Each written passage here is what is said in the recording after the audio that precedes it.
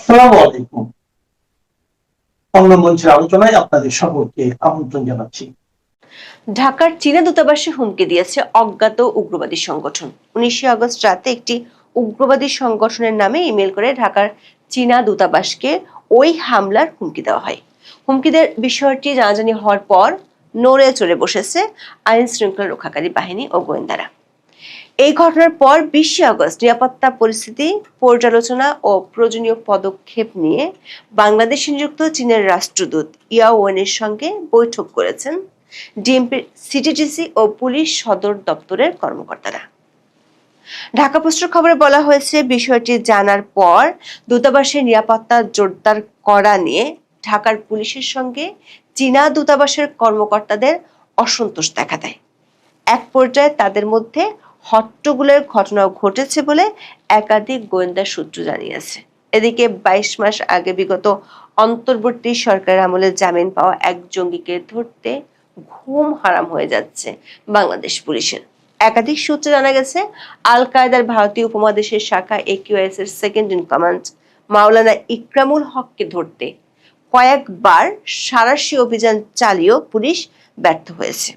5টি ছদ্মনাম, ভুয়া পরিচয় পাসপোর্ট, ভারতের সন্ত্রাস বিরোধী মামলার তথ্য সবকিছু বাংলাদেশ পুলিশ ও গোয়েন্দাদের হাতে থাকার পরও আল কায়েদার ভারতীয় উপমহাদেশ শাখার এই দ্বিতীয় শীর্ষ কিভাবে উধাও হয়ে গেছে আর তার হাত ধরে বাংলাদেশে আল কায়েদা নেটওয়ার্কে কতটুকু প্রসার ঘটেছে সেটাই এখন সংশ্লিষ্টদের মাথা ব্যথা।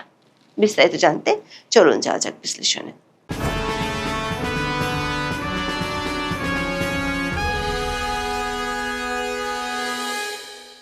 20 আগস্টের পুলিশের একটি প্রতিবেদন থেকে জানা গেছে, ওই দিন সকাল 10টা থেকে 10:30 পর্যন্ত ঢাকার বারিধারায় চীনা দূতাবাসে গিয়ে বৈঠক করেছিলেন সন্ত্রাসবাদ দমন ও আন্তঃরাষ্ট্রীয় অপরাধ দমনে সিটিটিসির যুগ্ম পুলিশ কমিশনার মুন্সি শাহাবুদ্দিনের নেতৃত্বে পুলিশের একটি প্রতিনিধি দল।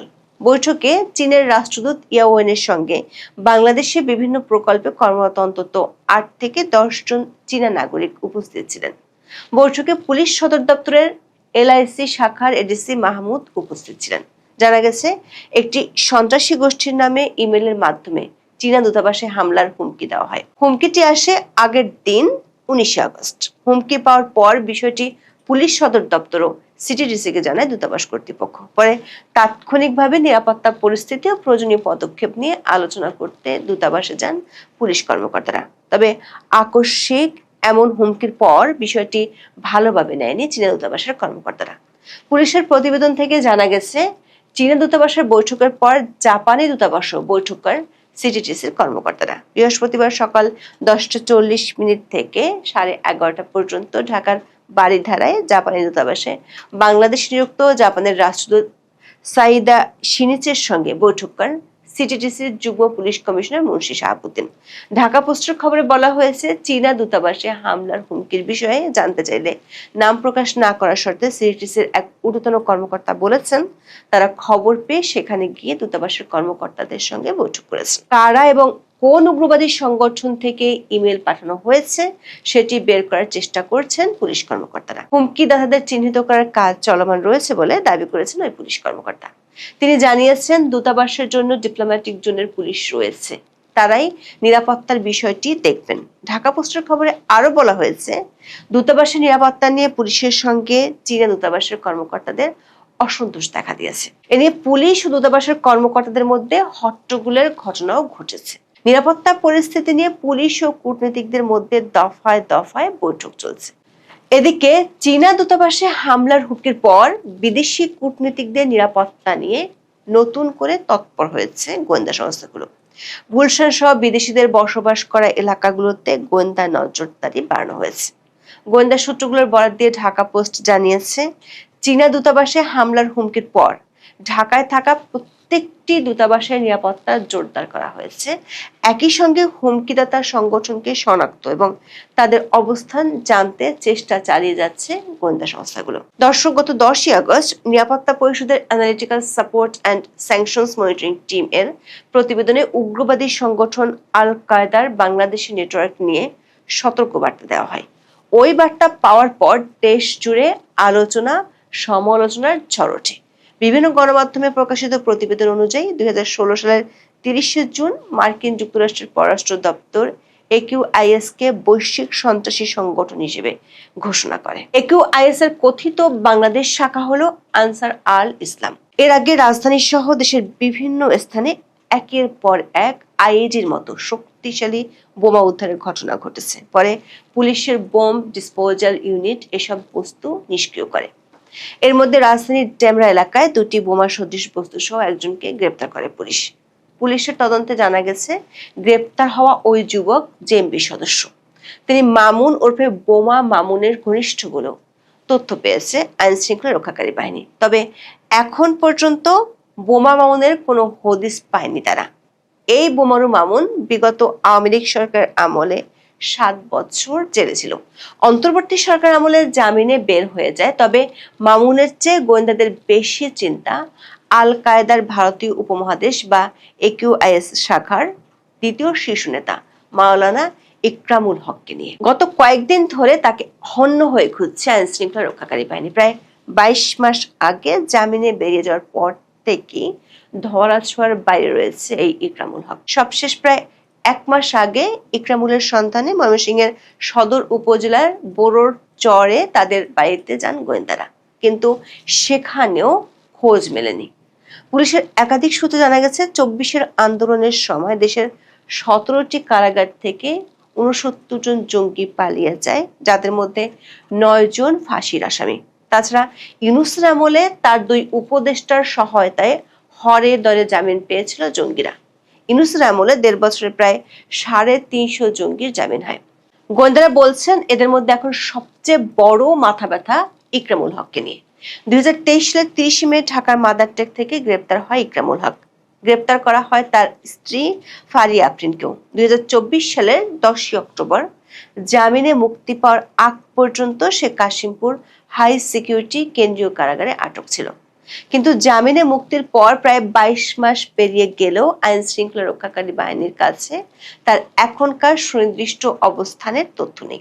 পুলিশের তথ্য অনুযায়ী দেশে ও দেশের বাইরে অন্তত 5টি ছদ্মনামে AQIS এর দ্বিতীয় শীর্ষ নেতা মাওলানা ইকরামুল হক পরিচিত। প্রকৃত নামের আড়ালে আবু তালহা, মাওলানা সাবেদ, নূর হোসেন, মনসুর ও মিলন নামে সে কাজ করে। এমনকি বাংলাদেশেও প্রকৃত নাম ইকরামুল হক নয়, AQIS নেতা হিসেবে মাওলানা সাবেদ নামে তার একটি ছদ্মনাম শনাক্ত করে আইন শৃঙ্খলা রক্ষাকারী বাহিনীর সদস্যরা। পুলিশ বলছে, ময়মনসিংহে জন্ম হলেও মাদ্রাসায় পড়াশোনার সূত্রে ঢাকার ধানমন্ডি ও গ্যান্ডারিয়ার ফরিদাবাদ এলাকায় বেড়ে ওঠেন ইকরামুল। জামিয়া আরাবিয়া ইমদাদুল উলুম ফরিদাবাদ মাদ্রাসা থেকে 2017 সালে দাওরাই হাদিস পাশ করেন ইকরামুল। পরের বছর ভারতে পাড়ি জমান। ভর্তি হন উত্তরপ্রদেশের সাহারানপুরের দারুল উলুম দেওবন্দ মাদ্রাসায়। সেখানে তিনি AQIS এর নেটওয়ার্কে যুক্ত হন। একাধিক সূত্রে জানা গেছে, ভারতের আইন শৃঙ্খলা রক্ষাকারী বাহিনীর কাছে মোস্ট ওয়ান্টেড ইকরামুলের নামে সে দেশের বিভিন্ন থানায় 10টি মামলা রয়েছে। আবু তালহা নামে ছদ্মনামে ভারতে পরিচিত ছিল ইকরামুল। 2022 সালের সেপ্টেম্বরে অবৈধ পথে বাংলাদেশে এসেছিল। সিটিসির সূত্র জানায়, ইকরামুল ওরফে আবু তালহা এনক্রিপ্টেড অ্যাপের মাধ্যমে যোগাযোগ করত। AQIS এর সদ্য সাবেক প্রধান ওয়াসিম ওমর সহ দেশি বিদেশি অনেক শীর্ষ নেতার সঙ্গে তার যোগাযোগ আছে। বাংলাদেশের জঙ্গি সংগঠন আনসার আল ইসলামের অন্যতম শীর্ষ নেতা ও আধ্যাত্মিক নেতা মাওলানা উসমান গনি ও শাইখ তামিম আল আদনানির সঙ্গেও তার যোগাযোগের তথ্য পাওয়া গেছে। সে আনসার আল ইসলামের নেতাদের সঙ্গে AQIS এর শীর্ষ নেতাদের মধ্যে যোগসূত্র হিসেবেও কাজ করে।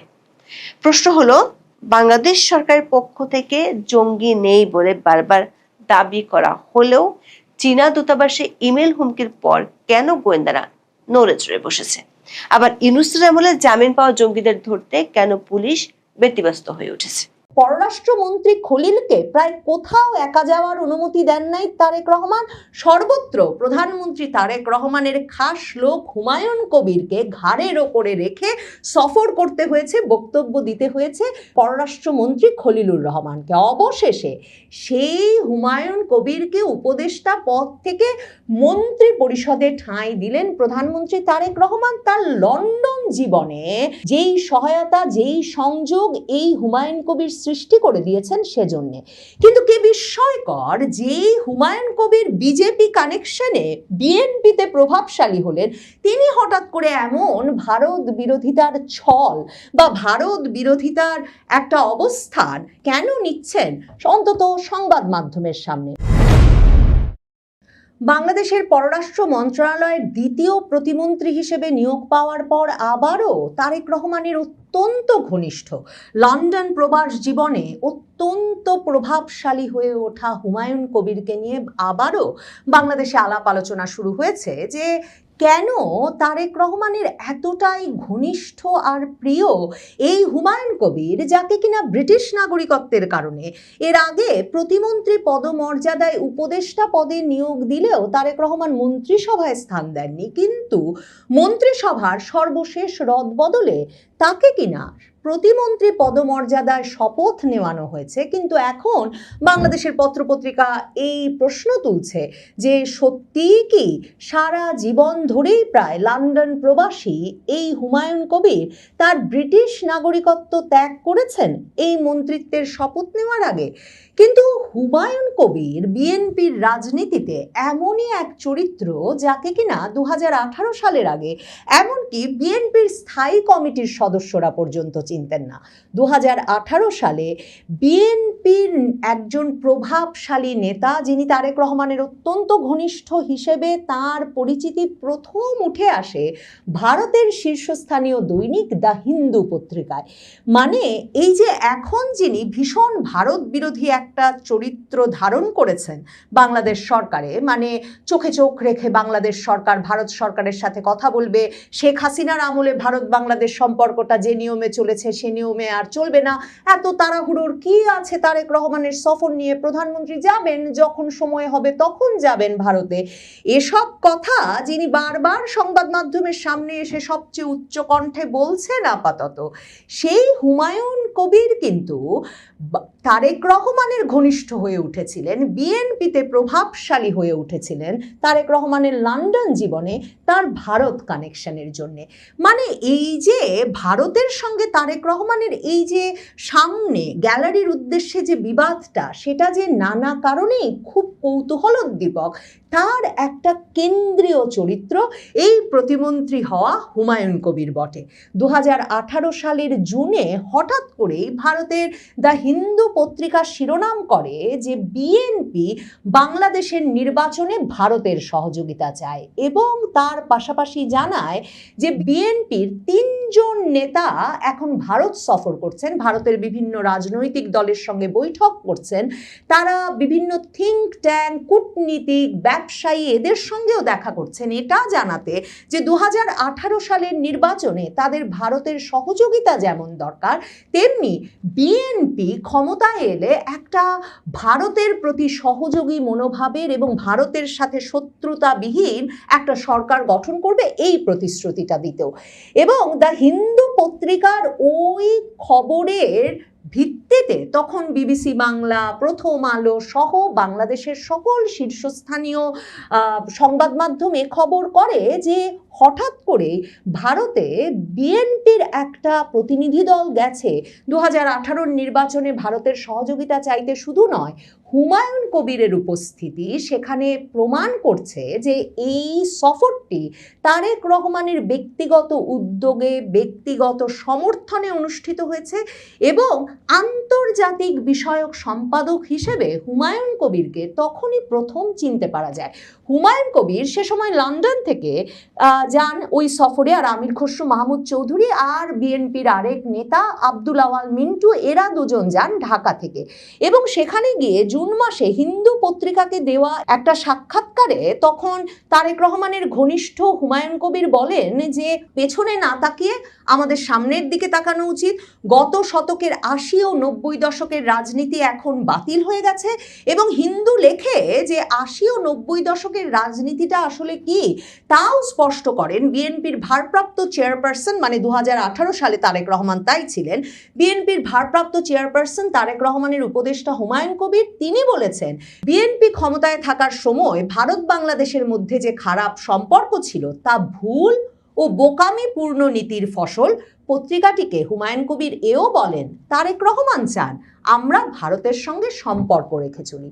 তখন যখন ঢাকায় বিএনপির স্থায়ী কমিটির সদস্যদেরকে, সিনিয়র নেতাদেরকে জিজ্ঞেস করা হয় যে এই ভারত সফর সম্পর্কে তারা জানতেন কিনা, কারণ পত্রপত্রিকাগুলো তখন খবর দিচ্ছে যে নতুন ছকে বিএনপির রাজনীতি চলছে, বিএনপি তারেক রহমানের নেতৃত্বে ভারত বিরোধিতার রাজনীতি ভুলে ভারতের সঙ্গে মৈত্রীর রাজনীতির পথ বেছে নিতে চাইছে এবং তারেক রহমান তার প্রতিনিধি হিসেবে হুমায়ুন কবিরকে পাঠিয়ে ভারতের পত্রিকায় সেজন্যই সেই সাক্ষাৎকার দেওয়াচ্ছেন এবং তার সমর্থনে আমির খসরু মাহমুদ চৌধুরী আর আব্দুল্লাহ আল মিন্টু গেছেন। তখন ঢাকায় বসে বিএনপির সিনিয়র নেতারা বলেন, যেমন খন্দকার মোশাররফ হোসেন, তিনি সরাসরি বলেন সংবাদ মাধ্যমকে যে কে ভারতে বসে কি কথা বলল সেটার উত্তর দেওয়া তার কাজ না, এই হুমায়ুন কবিরকে সেটাই তিনি জানেন না। এবং বিএনপির নেতৃবৃন্দর এই সফর সম্পর্কেও ঢাকায় থাকা নেতারা অবগত নন। বিএনপির সঙ্গে আসলে এই হুমায়ুন কবিরের সম্পর্ক, তারেক রহমানের সম্পর্কটাই হয়েছিল যে তিনি ভারতের সঙ্গে বিএনপির একটা কানেকশন গড়ে দিতে পারবেন। কারণ লন্ডন প্রবাসী এই বিএনপি নেতা হুমায়ুন কবির, প্রথম আলো বলছে এখনো তার ব্রিটিশ নাগরিকত্ব রয়েছে, তিনি কিন্তু যুক্তরাজ্যে লেবার পার্টির রাজনীতি করতেন। সম্প্রতি প্রতিমন্ত্রী হওয়ার পর তিনি সংবাদ মাধ্যমকে বলেছেন ১৫ বছরের বেশি সময় ধরে তিনি তারেক রহমানের উপদেষ্টা হিসেবে কাজ করেছেন লন্ডনে। কিন্তু যুক্তরাজ্য লেবার পার্টির এই নেতা বিএনপির নির্বাসিত নেতার কাছাকাছি যেতে পারেন কারণ তিনি লন্ডনে ভারতের গুজরাটি বংশোদ্ভূত একজন বিজেপির অত্যন্ত প্রভাবশালী পৃষ্ঠপোষক ধনী ব্যবসায়ীর মাধ্যমে বিজেপির সঙ্গে তারেক রহমানের বিএনপির একটা সংযোগ গড়ে দেবেন, সেই প্রতিশ্রুতি দিয়ে তিনি তারেক রহমানের ঘনিষ্ঠ হন এবং সেই কানেকশনের ভিত্তিতেই কিন্তু ২০১৮-তে বিএনপি নেতৃবৃন্দ ওই সফরটা করতে পারেন যখন বিএনপির সঙ্গে আসলে ভারতে কোনো রাজনৈতিক দলের আর কোনো সম্পর্ক ছিল না। ২০১২ সালে কংগ্রেস সরকার যখন ক্ষমতায়, তখন কিন্তু বেগম খালেদা জিয়া বিরোধী দলীয় নেত্রী, কিন্তু তাকে রীতিমতো সরকার প্রধানের মর্যাদায় একটা ভারত সফরে অভ্যর্থনা জানানো হয়। খালেদা জিয়া সে সময়ে গিয়ে ভারতের প্রধানমন্ত্রী, পররাষ্ট্রমন্ত্রী, ভারতের তখনকার রাষ্ট্রপতি প্রণব মুখার্জি সকলের সঙ্গে সাক্ষাৎ করেন এবং ভারতের সংবাদ মাধ্যম তখন বলে এই যে আওয়ামী লীগ বিএনপি নির্বিশেষে ভারত যে সম্পর্ক রাখতে চায় এবং বাংলাদেশে কোনো সরকারই ভারত বিরোধী যাতে না হয়ে ওঠে সে বিষয়ে প্রতিশ্রুতি আদায়ে তখন জাতীয় পার্টির এরশাদ সাহেব, বিএনপি নেত্রী বেগম খালেদা জিয়ার সফরগুলো অনুষ্ঠিত হচ্ছিল ভারতে। কিন্তু ২০১৩ সালে এসে যখন ভারতের রাষ্ট্রপতি, কংগ্রেসের রাষ্ট্রপতি প্রণব মুখার্জি ভারত সফর করলেন, তখন খালেদা জিয়া হঠাৎ শেষ মুহূর্তে ওই সাক্ষাতে আর যাবেন না বলে সিদ্ধান্ত নেওয়ার পরেই বিএনপির সঙ্গে কংগ্রেস সরকারের সম্পর্কটা একেবারে বিচ্ছিন্ন হয়ে পড়ে। সে কারণে বিএনপি ২০১৪ সালে যখন মোদী ক্ষমতায় আসেন, নরেন্দ্র মোদী প্রধানমন্ত্রী নির্বাচিত হন, এত উৎসাহী হয়ে ওঠে যে ২০১৫ সালে খালেদা জিয়ার প্রেস সচিব মারুফ কামাল খান সংবাদ মাধ্যমকে বলেন যে খালেদা জিয়া যে তার কার্যালয়ে অবরুদ্ধ, সে সময় তার স্বাস্থ্যের খোঁজ খবর নিতে নাকি বিজেপি সভাপতি অমিত শাহ ফোন করেছিলেন খালেদা জিয়াকে। পরে বিজেপির তরফ থেকে, অমিত শাহর তরফ থেকে বাংলাদেশের সংবাদ মাধ্যমকে সরাসরি বলা হয় এরকম কোনো ফোন তিনি করেন নাই, বিএনপির পক্ষ থেকে এই বানোয়াট গল্প ছাড়া হয়েছে। এই পরিস্থিতিতে বিজেপির সঙ্গেও আর বিএনপির সম্পর্কটা দানা বেঁধে উঠতে পারে না। এই অবস্থায় তারেক রহমান আসলে একটা সংযোগ খুঁজছিলেন যিনি কিনা ভারতে ক্ষমতাসীন বিজেপি বিজেপির সঙ্গে বিএনপির একটা সম্পর্ক স্থাপন করে দিতে পারবেন। ঠিক সেই সূত্রেই কিন্তু হুমায়ুন কবিরের বিএনপিতে এতটা প্রভাবশালী হয়ে ওঠা। এমনকি 2025-এর জুনে যখন ডক্টর মোহাম্মদ ইউনূস বাংলাদেশের অন্তর্বর্তীকালীন সরকারের প্রধান উপদেষ্টা লন্ডন রওনা হলেন সদল বলে তারেক রহমানের সঙ্গে সাক্ষাৎ করতে, তখনও কিন্তু তারেক রহমান ইউনূসের সঙ্গে দেখা করতে এলেন তার এই আন্তর্জাতিক সম্পর্ক বিষয়ক উপদেষ্টা হুমায়ুন কবিরকেই সাথে নিয়ে, আর আমির খসরু মাহমুদ চৌধুরী গেলেন ঢাকা থেকে। মানে হুমায়ুন কবির যে তারেক রহমানের কতটা ঘনিষ্ঠ, কতটা প্রিয়, সে সময়ও সেটা খুব স্পষ্ট হয়ে উঠল। এরপর 2025-এ তারেক রহমান ফেরার আগেই হুমায়ুন কবির ঢাকা এলেন। ঢাকায় এসে তিনি এই প্রচারণা শুরু হলো যে ইলিয়াস আলীর আসনে তিনি প্রতিদ্বন্দ্বিতা করবেন। পরে সেই এমপি আসনে তাকে মনোনয়ন দেওয়া গেল না, কারণ ইলিয়াস আলীর স্ত্রীকে সেখানে মনোনয়ন দিতে হলো। কিন্তু বিএনপির সরাসরি যুগ্ম সাধারণ সম্পাদক হয়ে বসলেন এই হুমায়ুন কবির, এবং এরপর তারেক রহমান সরকার গঠন করার পর সরাসরি পররাষ্ট্র মন্ত্রণালয়ের উপদেষ্টা হলেন। তাই শুধু নয়, পররাষ্ট্রমন্ত্রী খলিলকে প্রায় কোথাও একা যাওয়ার অনুমতি দেন নাই তারেক রহমান। সর্বত্র প্রধানমন্ত্রী তারেক রহমানের খাস লোক হুমায়ুন কবিরকে ঘাড়ের ওপরে রেখে সফর করতে হয়েছে, বক্তব্য দিতে হয়েছে পররাষ্ট্রমন্ত্রী খলিলুর রহমানকে। অবশেষে সেই হুমায়ুন কবিরকে উপদেষ্টা পদ থেকে মন্ত্রী পরিষদে ঠাঁই দিলেন প্রধানমন্ত্রী তারেক রহমান। তার লন্ডন জীবনে যেই সহায়তা, যেই সংযোগ এই হুমায়ুন কবির সৃষ্টি করে দিয়েছেন সেজন্য। কিন্তু কি বিস্ময়কর, যেই হুমায়ুন কবির বিজেপি কানেকশনে বিএনপিতে প্রভাবশালী হলেন, তিনি হঠাৎ করে এমন ভারত বিরোধিতার ছল বা ভারত বিরোধিতার একটা অবস্থান কেন নিচ্ছেন অন্তত সংবাদ মাধ্যমের সামনে? মনে করে দেখেন, এপ্রিলে যখন পররাষ্ট্রমন্ত্রী খলিলুর রহমান পররাষ্ট্রমন্ত্রী ভারতের এস জয়শঙ্করের সঙ্গে সাক্ষাৎ করতে গেলেন, তখনও কিন্তু তারেক রহমান সাথে হুমায়ুন কবিরকে দিয়ে দিয়েছিলেন, এবং হুমায়ুন কবিরের সাথে তিনি চিঠি পাঠিয়েছিলেন বিজেপি সভাপতি নীতিন নবীনের জন্য।